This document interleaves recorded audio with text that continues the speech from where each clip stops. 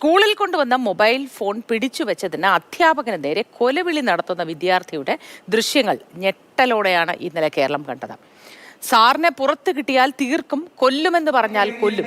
ഒരു 16-കാരൻ അധ്യാപകനോട് പറഞ്ഞ വാക്കുകളാണിത്. കഴിഞ്ഞ വെള്ളിയാഴ്ച നടന്ന സംഭവത്തിന്റെ ദൃശ്യങ്ങളാണ് സമൂഹ മാധ്യമങ്ങളിൽ ഉൾപ്പെടെ വലിയ രീതിയിൽ പ്രചരിച്ചത്. കൊലവിളി നടത്തിയ വിദ്യാർത്ഥിയെ ഇപ്പോൾ സസ്പെൻഡ് ചെയ്തിരിക്കുകയാണ്. വിഷയം ചർച്ച ചെയ്യാൻ പാലക്കാട് ആനക്കര ഗവൺമെന്റ് HSSൽ ഇന്ന് ഉച്ചയ്ക്ക് 2-ന് അടിയന്തര PTA യോഗം ചേരും. വിവരങ്ങളുമായി പാലക്കാട് നിന്നും ജി പ്രസാദ് കുമാർ നമുക്കൊപ്പം ചേരുന്നുണ്ട്. G Prasad Kumar, good morning. വളരെ ഞെട്ടലോടെയാണ് കേരളം ഈ ദൃശ്യങ്ങൾ കണ്ടത്. നമ്മൾ പല ദൃശ്യങ്ങളും ഞെട്ടലോടെ കാണാറുണ്ട് എങ്കിലും ഇത് മറ്റൊരു തരത്തിലാണ് നമ്മളെ മാനസികമായി ബാധിക്കുന്നത് എന്ന് തോന്നുന്നു. ഇന്ന് പ്രത്യേകമായി PTA മീറ്റിംഗ് ഒക്കെ വിളിച്ചു കൂട്ടിയിട്ടുണ്ടല്ലോ. ഈ മീറ്റിംഗിന്റെ ഒരു അജണ്ട എന്താണ്? പോലീസ് വിളിച്ച് ഇവരോടൊക്കെ സംസാരിച്ചതിന്റെ വിശദാംശങ്ങൾ അതെന്താണ് പ്രസാദ്? മോത്തി, ഈ വിഷയം മാധ്യമങ്ങളിൽ വാർത്തയായതോടെയാണ് PTA-യും അല്ലെങ്കിൽ അധ്യാപകരും പരാതി നൽകാൻ നിർബന്ധിതരായത്. കുട്ടിയുടെ ഈ ഭീഷണിക്കെതിരെ പരാതി പോലീസ് നൽകി. പക്ഷേ തൃത്താല പോലീസ് ഇപ്പോഴും കേസ് എടുത്തിട്ടില്ല. അപ്പോൾ പോലീസ് പറയുന്നത് പ്രഥമ ദൃഷ്ടിയ കേസെടുക്കാനുള്ള സാധ്യതയില്ല എന്ന് പറയുന്നത്. പക്ഷേ അധ്യാപകരും PTA-യും തീരുമാനിച്ചു താൽക്കാലികമായിട്ട് കുട്ടിയെ സസ്പെൻഡ് ചെയ്യാൻ തന്നെ തീരുമാനിച്ചു. അങ്ങനെ ഇന്നലെ നടപടിയെടുത്തു. അപ്പോൾ പോലീസ് ഈ വിദ്യാർത്ഥിയെയും രക്ഷിതാവിനെയും അധ്യാപകരെയും വിളിപ്പിക്കുകയും അവരോട് സംസാരിക്കുകയും ചെയ്തു. വിദ്യാർത്ഥിക്ക് ഇപ്പോൾ മാനസാന്തരമുണ്ട് എന്നാണ് പോലീസിനോട് പറഞ്ഞത്. താൻ ഫോൺ അധ്യാപകർ പിടിച്ചു വെച്ചപ്പോൾ ആ ദേഷ്യത്തിൽ അങ്ങനെ സംസാരിച്ചാണ്. ഇപ്പോൾ അവരോട് മാപ്പ് പറയാൻ തയ്യാറാണ് എന്ന രീതിയിൽ വിദ്യാർത്ഥി പറഞ്ഞു. പക്ഷേ എന്തായാലും നടപടി വേണം എന്ന രീതിയിലാണ് അധ്യാപകരും രക്ഷിതാക്കളും ഉള്ളത്.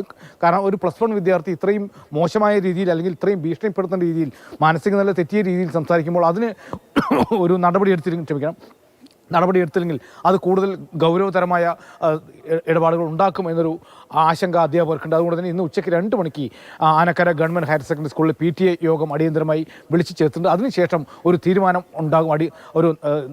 ഒരു നടപടി, ഈ സസ്പെൻഷൻ അപ്പുറത്തേക്ക് ഒരു നടപടി ഉണ്ടാകുമെന്നാണ് പറയുന്നത്. അപ്പോൾ അത് മുൻകൂട്ടി കണ്ടിട്ടാവണം ഈ കുട്ടിയുടെ രക്ഷിതാവും കുട്ടിയും തനിക്ക് ആ സ്കൂളിൽ തന്നെ പഠിക്കണം എന്നൊരു ആവശ്യം കൂടെ പോലീസിന് മുന്നിൽ വെച്ചിട്ടുണ്ട്. പക്ഷേ അതെന്തായാലും അധ്യാപകർ ഇപ്പോൾ നിലവിൽ അംഗീകരിച്ചില്ല. ഒറ്റയ്ക്കൊരു തീരുമാനം പ്രധാന അധ്യാപകനോ അല്ലെങ്കിൽ PTA പ്രസിഡന്റോ ഒറ്റയ്ക്കൊരു തീരുമാനം എടുക്കുന്നില്ല.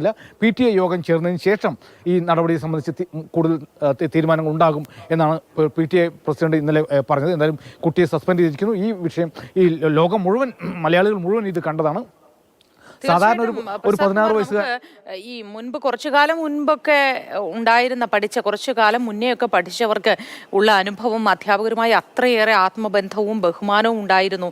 ചെറിയൊരു ഭയത്തോടെയൊക്കെ തന്നെ സ്കൂളിലേക്ക് പോയിരുന്നു. അതൊക്കെ ഇപ്പോൾ പറഞ്ഞാൽ അത് ചർച്ചയാവുകയും ചെയ്യും, എന്തിന് അധ്യാപകരെ ഭയക്കണം എന്നത്. പക്ഷേ അന്ന് ഇത്തരത്തിലൊരു ഭീഷണിയൊക്കെ ഉണ്ടായിരുന്നു എന്ന് ആലോചിക്കേണ്ടിയിരിക്കുന്നു.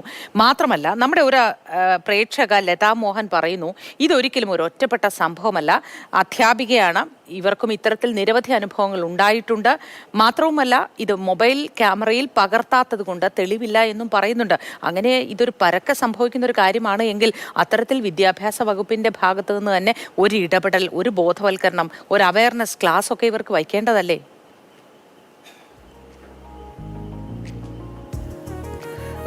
തീർച്ചയായിട്ടും അത് വേണം മോത്തി. കാരണം നമ്മൾ മോത്തി പറഞ്ഞ പോലെ തന്നെ ആദ്യഘട്ടത്തിൽ ഇപ്പോൾ എല്ലായിടത്തും ക്ലാസ്മേറ്റ്സിൻ്റെ വാട്സാപ്പ് ഗ്രൂപ്പുകളുണ്ട്, കൂടിച്ചേരലുകളുണ്ട്. സ്കൂളിലെ 1-ാം ക്ലാസ് മുതലുള്ള 10-ാം ക്ലാസ് വരെ അങ്ങനെ ഓരോ ബാച്ചായിട്ടൊക്കെ ചെയ്യുന്നത്. അപ്പോൾ അവരെല്ലാം അധ്യാപകരെ കൂടെ വിളിക്കുന്നുണ്ട്. അപ്പോൾ ആ വിദ്യാർത്ഥികൾക്കെല്ലാം അധ്യാപകരോട് എന്ത് ബഹുമാനമാണ്, അല്ലെങ്കിൽ ഗുരുക്കന്മാർക്ക് കുട്ടികളോടൊരു സ്നേഹം, ഇതെല്ലാം വാത്സല്യം, ഇതെല്ലാം നമ്മൾ കാണുന്നതാണ്. ഇപ്പോഴും ഫേസ്ബുക്ക് തുറന്നാൽ എല്ലാവരുടെയും കൂടിച്ചേരലുകളുടെ ഫോട്ടോസും വിവരണങ്ങളും എല്ലാം കാണാം. അപ്പോൾ അത്രത്തോളം ബഹുമാനത്തോടെ കണ്ടിരുന്ന അധ്യാപകരാണ് ഇപ്പോൾ ഒരു കുട്ടി വളരെ ഗുണ്ടകൾ പോലും ഈ രീതിയിൽ ഒരു അധ്യാപകനോട് സംസാരിക്കുമെന്ന് സംശയമുണ്ട്. അപ്പോൾ അത്രയും മോശമായ രീതിയിൽ സംസാരിക്കുന്നു. അപ്പോൾ തീർച്ചയായിട്ടും പോലീസ് ഇപ്പോൾ പറയുന്നത് എന്തായാലും ഈ കുട്ടിക്ക് കൗൺസിലിംഗ് കൊടുക്കണമെന്ന് തന്നെയാണ്. ഈ ആനക്കര ഈ സ്കൂളിൽ മുൻപ് ഇതുപോലെ അടിപിടിയും പ്രശ്നങ്ങളൊക്കെ ഉണ്ടായിട്ടില്ല, അതിലും ഈ കുട്ടി ഉൾപ്പെട്ടിട്ടുണ്ട് എന്നാണ് PTA പറയുന്നത്. അപ്പോൾ അത്തരത്തിൽ ഒരു നടപടി ഉണ്ടാകണം. ഒപ്പം തന്നെ ഈ കുട്ടിക്ക് ഒരു കൗൺസിലിംഗ് കൊടുക്കണം. രക്ഷിതാക്കളും ബന്ധുക്കളും അതുപോലെ തന്നെ മറ്റ് അധ്യാപകരും ഇത് ശ്രദ്ധിക്കുകയും ഈ കുട്ടിയെ ഇത്തരത്തിലല്ല പെരുമാറേണ്ടത്. ഒരു ഫോൺ സ്കൂളിലേക്ക് ഫോൺ കൊണ്ടുവരാൻ പറ്റില്ല എന്നുള്ളത് സ്കൂളിൻ്റെ നിയമമാണ്. എല്ലാ സ്കൂളുകളും അങ്ങനെ തന്നെയാണ്.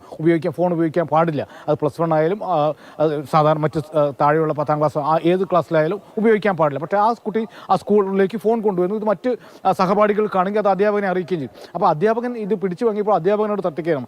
അപ്പോൾ അധ്യാപകനാണ് പ്രധാന അധ്യാപകന് മുന്നിലേക്ക് ഈ കുട്ടിയും കൊണ്ട് വന്നത്. പക്ഷേ അപ്പോഴും ഭീഷണി തുടരുകയാണ്. അതുകൊണ്ട് ഈ വീഡിയോ ദൃശ്യങ്ങൾ റെക്കോർഡ് ചെയ്തെങ്കിൽ ഒരുപക്ഷെ തിരിച്ചു വരികയെന്നതാണ് PTA-യ്ക്കും ആശങ്കയുണ്ടായിരുന്നു. ഇത് വേറെ രീതിയിൽ കുട്ടിയെ ഹറാസ് ചെയ്തു എന്നുള്ള രീതിയിലേക്ക് വരുമോ എന്നുള്ള രീതിയിൽ വിമർശനം ഉണ്ടാകുമോ എന്നൊക്കെ ആശങ്ക അവർ ഇന്നലെ തന്നെ പങ്കുവച്ചു. എന്തായാലും ഇപ്പോൾ പോലീസിലേക്ക് കേസിലേക്ക് എത്തിയിരിക്കുന്നു. ഒപ്പം നടപടി സസ്പെൻഷൻ ഉണ്ടായിരിക്കുന്നു. ഇനി എന്തായാലും ഇന്ന് PTA യോഗം അന്തിമ ഒരു തീരുമാനം എടുക്കും.